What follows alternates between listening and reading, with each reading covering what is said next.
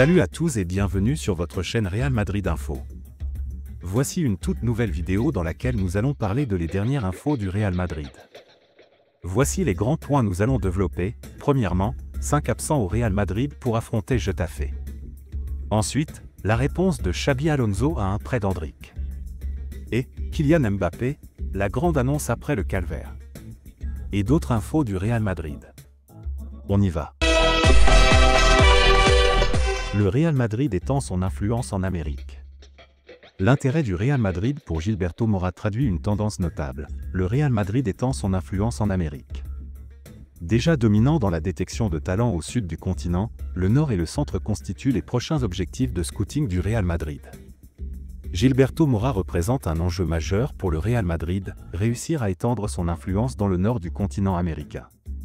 Dominant en Amérique du Sud, le Real Madrid souhaite diversifier la profusion de cracks à parfaire pour renforcer le Castilla, puis l'équipe première dans les meilleurs des cas. Les succès des dossiers Vinicius, Rodrigo, Endrick, Mastantuono et Valverde inspirent la Maison Blanche dans leur stratégie en matière de jeunes joueurs. L'Amérique du Nord et l'Amérique centrale sont les deux nouvelles pépinières de talents qui ne sont pas encore totalement exploitées par les grandes puissances du football. L'occasion pour le Real Madrid de s'y implanter et étendre son influence du Sud dans cette nouvelle zone stratégique. La stratégie du Real Madrid consistant à recruter les meilleurs talents outre-Atlantique avant qu'ils n'atteignent des prix inaccessibles. Ramon Martinez a posé les bases de cette stratégie avec deux dossiers clés, en 2013 d'abord en repérant Casemiro, puis Federico Valverde en 2016, avant que la suite de scouting ne soit assurée par Juni Calafate. L'influence et la réputation de ce dernier en Amérique du Sud ne sont plus à faire. Une méthode qui porte ses fruits par la suite avec les recrutements de Vinicius, Rodrigo, Endrick et Franco Mastantuono. Le dernier venu est d'ailleurs un modèle d'excellence dans l'approche madrilène sur le continent sud-américain. Selon le quotidien AS, le dossier Mastantuono était initialement prévu pour plus tard afin de laisser l'Argentin davantage se développer à River Plate. Lorsque le Paris Saint-Germain a manifesté un intérêt concret pour la pépite argentine, Juni Calafate a accéléré le transfert du numéro 30 madrilène. Dans le cadre de la Coupe du Monde U20, les scouts du Real Madrid sont présents pour déceler les promesses de demain. Une compétition dans laquelle Gilberto Mora a brillé, et qui aujourd'hui revêt de plus en plus d'importance et d'intérêt pour les plus grands clubs du monde. L'autre information. Real Madrid, une blessure bénéfique pour un taulier, grosse annonce de la presse espagnole.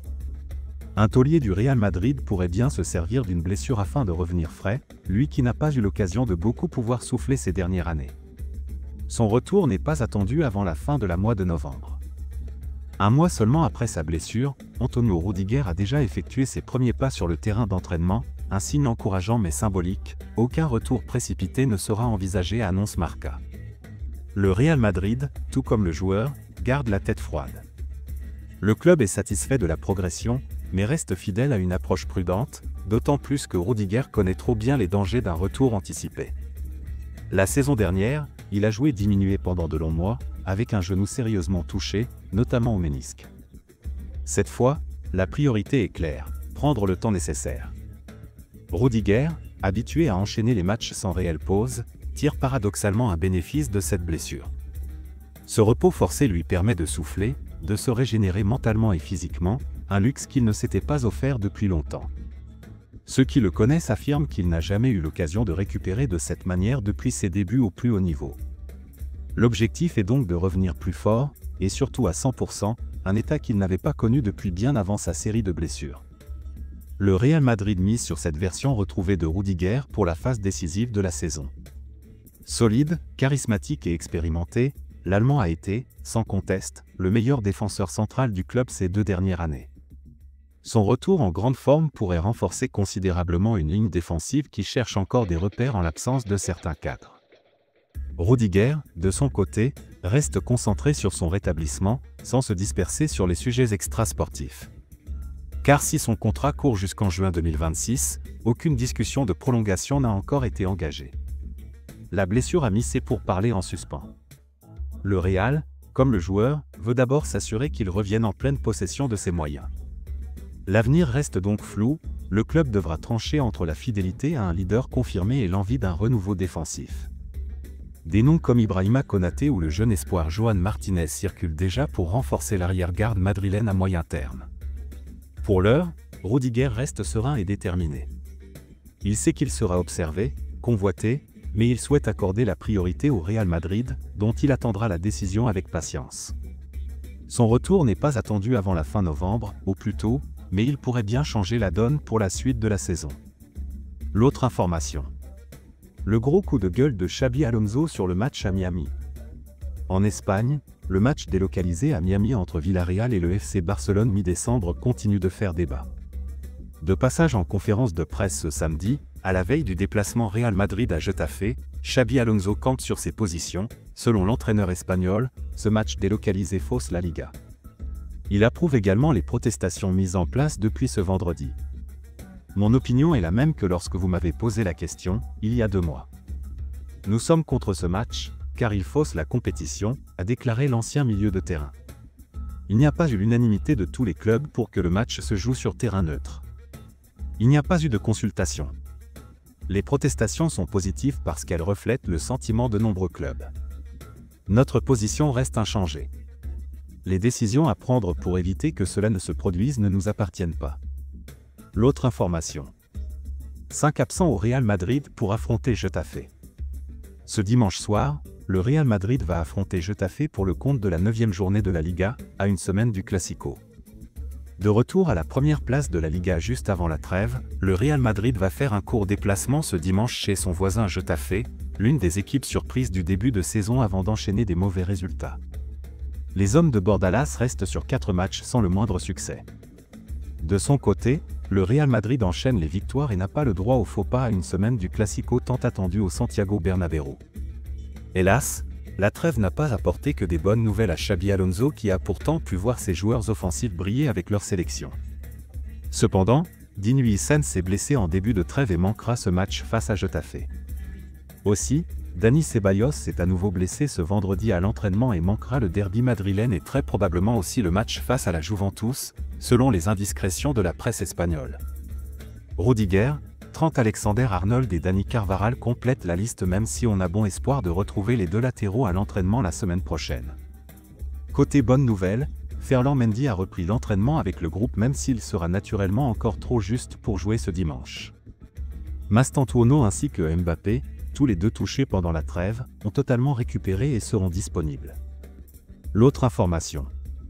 La réponse de Xabi Alonso à un prêt d'Endrick.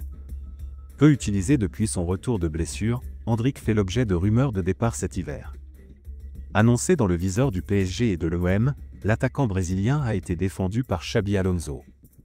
Depuis plusieurs jours, le nom d'Endrick agite la rubrique transfert du Real Madrid.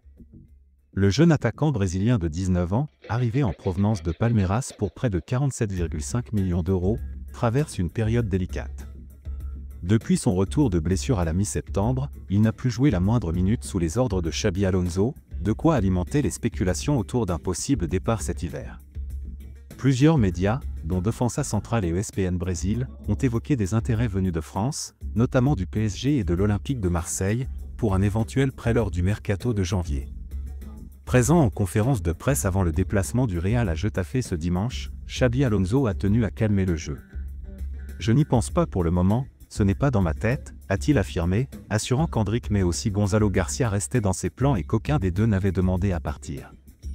Considéré comme l'un des plus grands espoirs du football brésilien, Endrick doit désormais convaincre son entraîneur dans un secteur offensif particulièrement concurrentiel à Madrid, et où Kylian Mbappé, notamment. L'autre information. Kylian Mbappé, la grande annonce après le calvaire. La semaine dernière, Kylian Mbappé a connu une frayeur avec l'équipe de France. Touché à la cheville contre l'Azerbaïdjan, l'attaquant de 26 ans a été contraint de quitter le rassemblement des Bleus. Mais bonne nouvelle pour les supporters du Real Madrid, le Bondinois sera opérationnel pour le match contre Getafe selon Xabi Alonso. Le retour aux affaires est imminent pour le Real Madrid. Le club de la capitale espagnole espère poursuivre sur son bon début de saison, avec en ligne de mire, un déplacement sur la pelouse de Getafe ce dimanche soir. Un rendez-vous auquel devrait participer Kylian Mbappé. Ayant quitté le rassemblement de l'équipe de France la semaine dernière après avoir subi une rechute au niveau de sa cheville, l'attaquant français semble pleinement remis. En effet, ce vendredi, l'équipe affirmait que Mbappé avait participé à la séance d'entraînement sans gêne apparente, tout sourire. Le quotidien sportif révélait que du côté du staff madrilène, on était confiant quant à sa capacité à démarrer la rencontre. Présent en conférence de presse ce samedi après-midi, le coach du Real Madrid Xabi Alonso a lui aussi donné des nouvelles rassurantes autour de la condition de Kylian Mbappé. Il sera dans le groupe et il est en mesure de démarrer la rencontre, affirme l'ancien milieu de terrain.